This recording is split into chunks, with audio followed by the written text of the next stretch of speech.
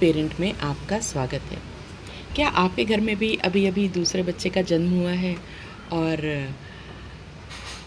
आपने अपने बड़े बच्चे की सारी ज़रूरी चीज़ें, उसके खिलौने, उसके कपड़े, इवन उसका बचपन का बेड, उसके झूले, वो सब कुछ छोटे बच्चे के नाम सिर्फ़ इसलिए कर दिए हैं कि अरे अब तो तुम बड़े हो गए हो।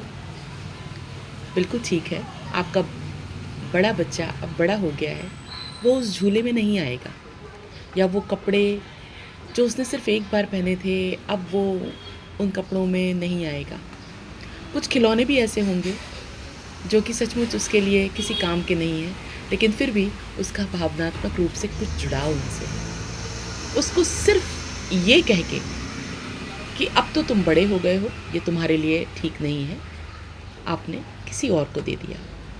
ऐसा कह के आप दोनों बच्चों में दूरियां पैदा कर रहे हैं। चलिए, एक दूसरे को एक दूसरे के प्रति ज़िम्मेदार बनाते हैं।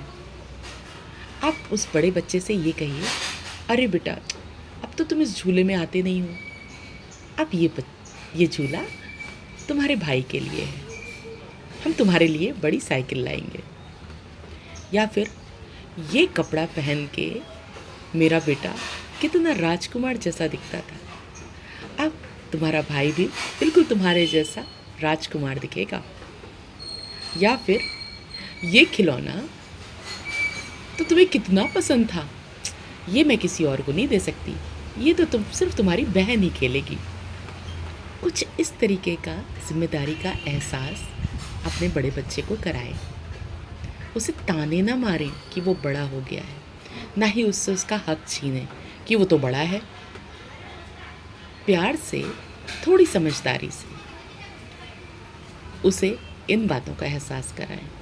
आप देखिए कि आपके दोनों बच्चों के साथ एक बेहतरीन बॉन्डिंग तैयार होगी और आप एक बेहतर परिवार, एक बेहतर समाज बनाने में सक्षम होंगे।